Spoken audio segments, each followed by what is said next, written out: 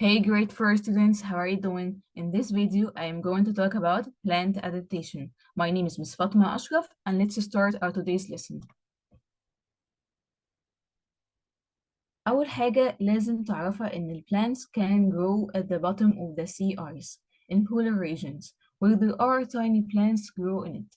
إن ال plants ممكن يحصل لها growth عادي جدا at the bottom of the sea في ال polar regions بحيث إن في tiny plants تكون موجودة مش بس على الأرث.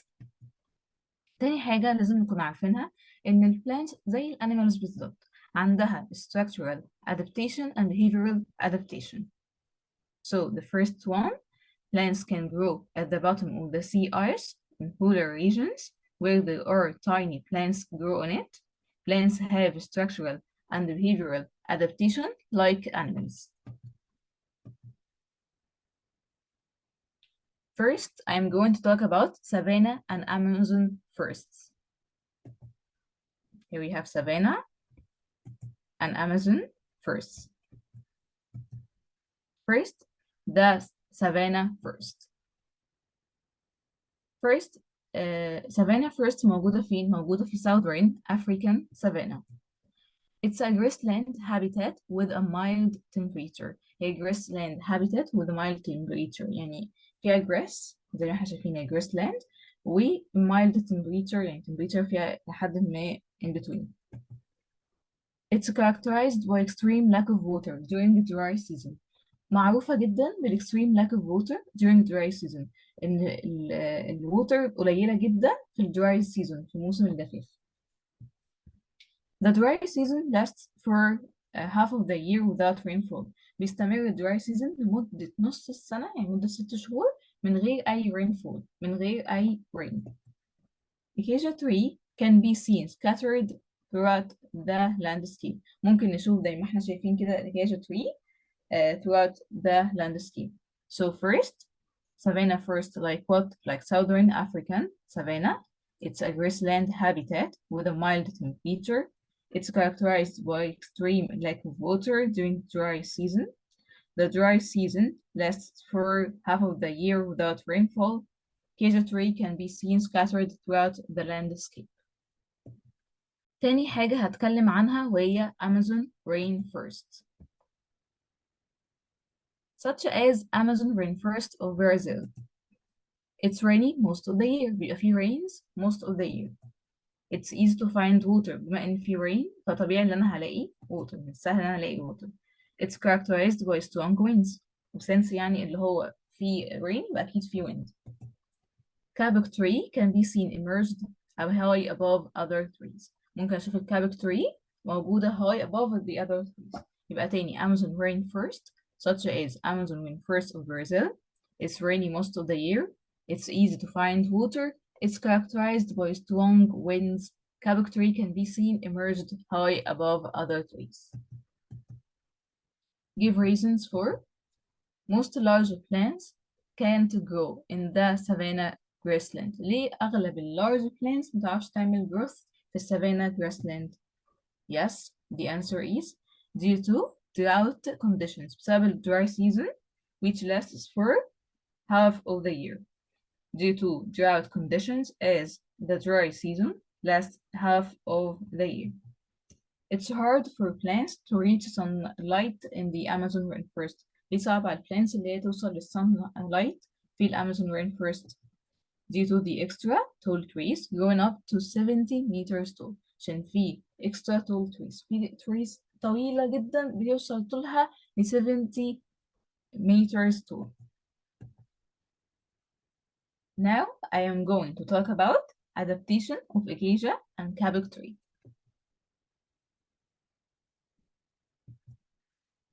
أول حاجة acacia tree. Acacia tree, it's adapted to survive through many months of drought in its environment. هي كده بتعرف تعمل adaptation بحيث إن هي تعمل survival during the dry season عامة. الأكاجيا tree عامة umbrella shaped tree يعني شكل الأمبريلا زي ما احنا شايفين كده umbrella shaped tree. الهابيتات Southern African savanna هي موجودة فين؟ في Southern African savanna. structural adaptation أول حاجة هتكلم عنها في structural adaptation وهي leaves. leaves tiny leaves grow on the top of the tree. عبارة عن tiny leaves كده بتعمل growth on the top of the tree. ليه؟ to help them hold in water عشان تساعدها اللي تبقى متماسكة كده في الwater and absorb sunlight needed to make food. يبقى عندها tiny leaves grow on the top of the tree to help them hold in water and absorb sunlight needed to make food. There are sharp spines around the leaves. في sharp spines موجودة حوالين leaves بتاعت الإيجيجا tree. ليه؟ to prevent animals from eating these leaves عشان تمنع الانيمالز من هم ياكلوا leaves. تاني حاجة هتكلم عنها في structural adaptation of acacia tree الtrunk. الtrunk a very long trunk. ليه؟ so animals except giraffe can't reach its leaves to feed on. عشان الانيمالز كلها ما عدا بس الجراف هي اللي بتقدر توصل للleaves to feed on. It stores water as the hump in the camel stores fat. بتعمل storing الووتر زي الهامب زي الموجود في الكامل كده بالظبط اللي بيعمل storing للفات.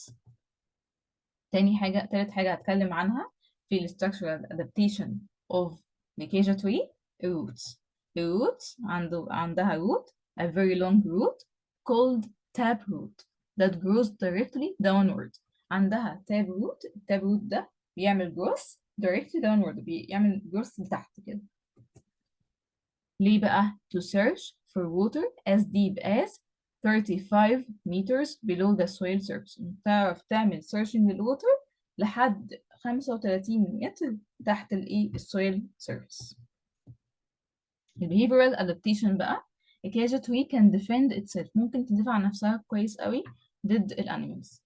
It produces a poison when an animal begins eating its leaves. بتطلع poison لما الانيمالز بتبدأ اللي تاكل الليفز بتاعتها. ليه؟ to make the leaves taste very bad to keep this animal away. عشان تمنع الانيمال من هو ياكلها فبتطلع البويزن ده بحيث اللي طعمه يكون bad فالانيمال مش عاجبه الطعم ده. It sends a smelly message in the wind. تبعت smelly message in the wind. لازمتها ايه smelly message دي؟ To warn other acacia trees nearby by telling them to start making the same poison. عشان تقول acacia trees اللي قريبة منها يلا ابدأوا بقى ايه يعملوا البويزن بتاعكم عشان في animals موجودة حوالينا.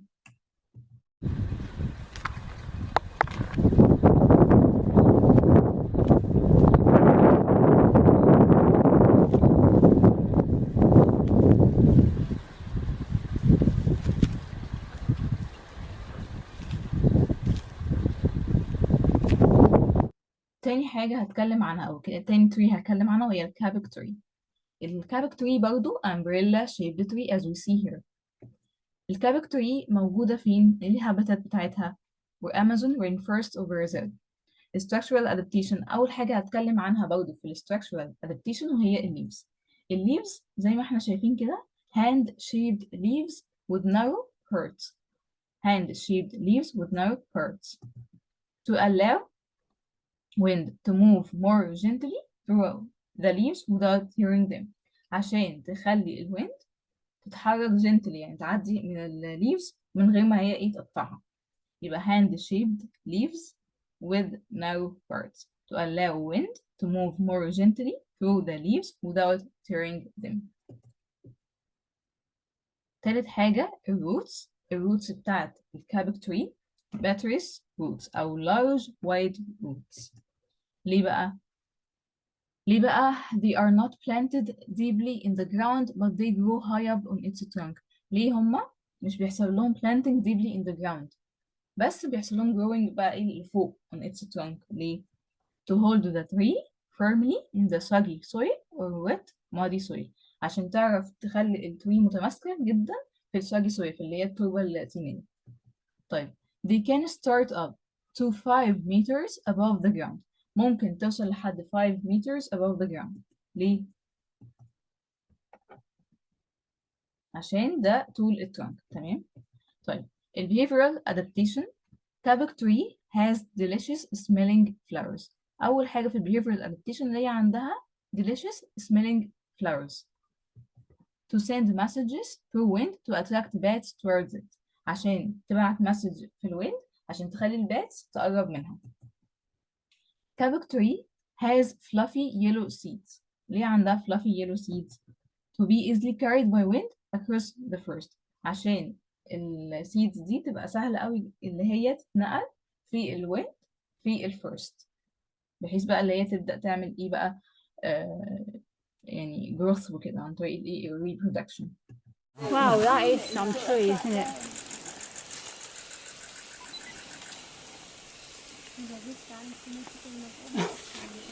المانجروف تري. المانجروف تري الهابيتات salt water زي ما احنا شايفين كده. المانجروف تري الهابيتات salt water.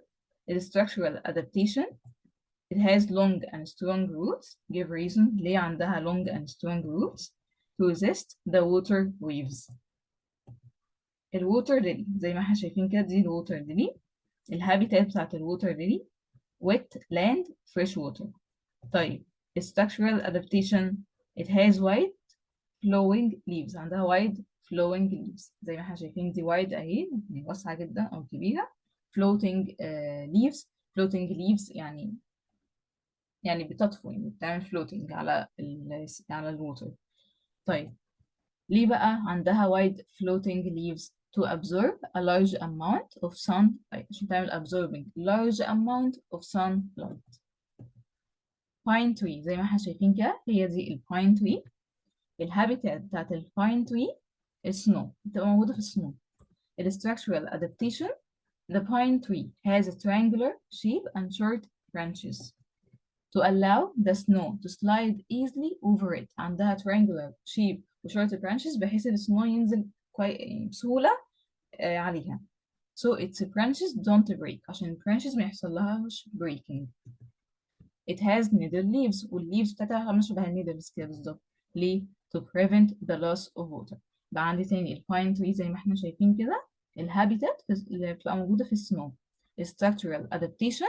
The pine tree has triangular shape and short branches to allow the snow to slide easily over it. So its branches don't break. It has needle leaves to prevent the loss of water. البالم تري برضه دي البالم تري. البالم تري الهابيتات desert. Structural adaptation. It has thick roots and small leaves. عندها thick roots and small leaves. ليه بقى؟ To resist the strong winds. Okay, يبقى عندها thick roots and small leaves to resist the strong winds. الباربيري fig. أول حاجة عندي الهابيتات desert. الباربري fig الهابيتات desert. The structural adaptation. It has sharp spines and tough outer cover. ليه؟ To prevent animals from eating its leaves and fruits. عندها sharp spines و tough outer cover عشان تمنع animals من إن هي تاكل الليفز والفروتس الموجودة فيها. الباربري fig بالمناسبة ده اللي هو التين شوك يعني. So الهابيتات desert. The structural adaptation. It has sharp spines and tough outer cover to prevent animals from eating its leaves and fruits. Quiz time. Choose the correct answer.